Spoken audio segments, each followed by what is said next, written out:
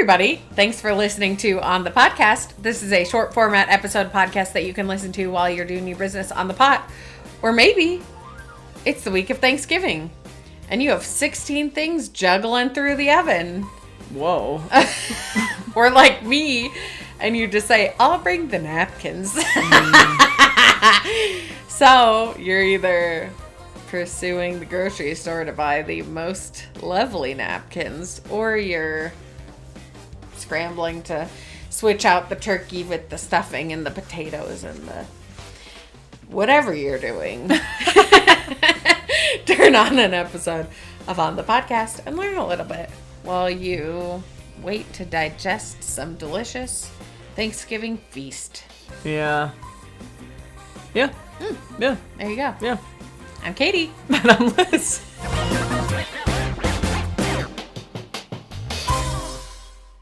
Hey, Katie. Hey, Liz. What are we talking about today?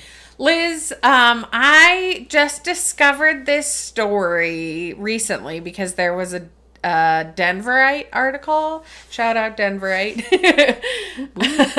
about this. And funnily enough, I probably knew about this person before without knowing about them because they're buried in Fairmont Cemetery. Oh, hey. I know. So I'm going to tell you today about Eleanor Jarman, who is also called the Blonde Tigress and was called by the Chicago Tribune as the most dangerous woman in the world. Oh, damn. So, Eleanor was born in 1901 in Iowa. She was one of 10 siblings. So, you know, Farm kid. Farm kid. Yeah. So she grew up, whatever, got married, moved to Chicago with her husband, and had 2 children at that point. It was the middle of the Great Depression, and her husband was like, I'm out. See you guys. So it's just Eleanor and her 2 children, like, trying to get by in Depression-era Chicago. So she picks up a waitressing job. At this waitressing job, she meets George Dale, who they, like, get together a little bit. Oh, she cheating. She be cheating. Well, no, the husband's gone at this point. He's like, see you guys. Don't care about you. Oh. Husband abandoned her. Oh, I thought the kids left. No, husband left. Oh. Husband abandoned her. Well, good. I'm glad she found love again. Yeah, so she gets with George Dale, and to support her, because she had lost her job, he started... What was she doing? What was she doing as a waitress to lose her job? God knows, I don't know. Not serving the proper meals. They turned to crime to support their Well, you know family. what they say. What do they say? If you can't make it as a server, you might as well commit crimes. Which is exactly what she did. So in the summer of 1933, her and George were responsible for 37 robberies in Chicago. Mostly, I Those think, were the just days. like, right? Those were the days when you could rob. So it all came to a head on August 4th, 1933, when George and Eleanor and their getaway driver, Leo Menissi, tried to rob a clothing store. George got into a struggle with the clothing store owner and ended up shooting him. So we went from robbery to murder. That's just how it goes. Like, that's what, you know what they say. If you can't make it as a server, you get into crime. And if you do crime too much, you'll end up murdering. I told you that Eleanor was called the Blonde Tigress. That came from newspaper reports saying that she attacked the storekeeper, quote, with the savagery of a tigress, and accused her of beating him and, like, kicking him while he was laying there dying. Oh, whoa. Yeah, and that's when the Chicago Tribune also called her the most dangerous woman alive. Well... whether she's the most dangerous woman or not, kind of fucked up. Yeah, super. Yeah, well, yeah. There are conflicting reports from a woman that I'm going to talk about saying Eleanor wasn't like the antagonist of all of this. She was there just like trying to support her family, robbing these people. Well, yeah, it was the Great Depression. What else are you going to do? but she couldn't make it as a server. Yeah. Do I need to go back down that road? So George was executed in 1934 by the electric chair. And Eleanor and the driver were sentenced to 199 years each because of this murder. She went to prison. That's kind of crazy. So technically, wouldn't she be an accomplice to murder and not the murderer? The murderer, yeah. Wow. But still, 199 years they sentenced her to. I know. 1930s, man. They were no bullshit, man. They were no bullshit. So she was sentenced to the Dwight Correctional Center. And for the first 7 years, she was like model prisoner, would like keep to herself, was quiet, like didn't cause any trouble at all. And then Mary Foster, who was another prisoner, showed up at the prison. And Foster had escaped from 2 previous prisons. So Eleanor and Mary started colluding with each other. It was also a lot easier to escape prisons back in the day. Yeah, I think they like stole clothes. There was this polka dot dress that Eleanor was wearing and a blue suit. And then they just like climbed the wall. Yeah. I mean, if you ever go to Alcatraz, there's like all these ways that like these people got. Now, mind you, Alcatraz is surrounded by freezing ocean with sharks. Like it's almost like, please, by all means, try and go ahead, get out of here. Wow. So they ended up escaping. They climbed this 12-foot fence and then they ended up hitchhiking. There were a few reports of people who said like, yeah, we picked them up and they were able to like track them for a half of a second. Mary was found and arrested 2 months later. Wow.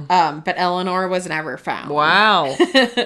2 months on the run. You can't go on the run anymore these days. You can't. No, it's truly God, impossible. Time were better back then.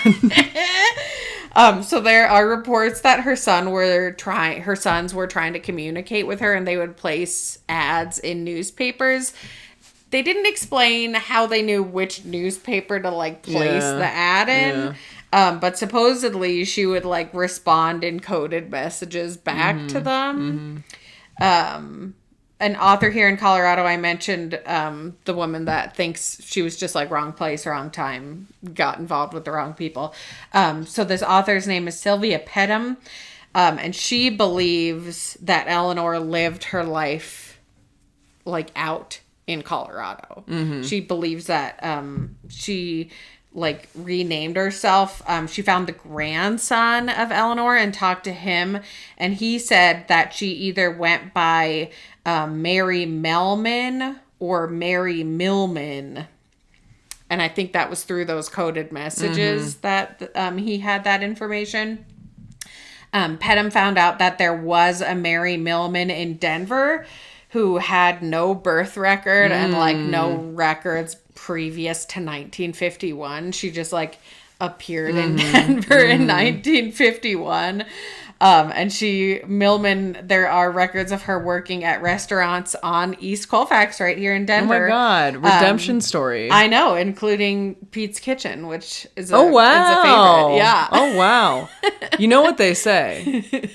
If you can't make it as a server, get accused of murder. You get into a crime. End up in prison. And if you can't do it in crime, you murder, and then you escape, and then you come back and make it as a server. You're welcome at Pete's Kitchen. Everybody's welcome at Pete's Kitchen. Let's be real here. Wow. Yeah, so Mary Millman died in 1980 and was buried in Fairmont Cemetery. Okay, so the grave marker says Mary Millman. The grave marker says Mary Millman. So, but the author, Pettum, is 99.9% sure that she is Eleanor. However, the only way she can prove this theory is either by exhuming the body, which the family's not super interested in, or she's trying to track down somebody who knew Millman. Yeah. I'm curious what her sons are up to. They're both dead. what were they doing? Were they in Chicago the whole time? Point, no, I don't know. It didn't really go into, none of the articles that I read had much detail about the sons besides like these newspaper ads that they put out trying to find her and like trying to communicate with her over the years, but they just, I think, kind of fizzled out. Crazy. I know. Man, those kids, they get abandoned by their father. Their mom gets into crime. Then she eventually abandons them. Right. Abandons the server life. Abandons prison. Ends up in Pete's Kitchen. Honestly, that's where you should go when you're feeling abandoned. Yeah. Or feeling like abandoning. I don't know. Go get a huge pile of their hash browns. Anything you get there is going to be good. Yeah.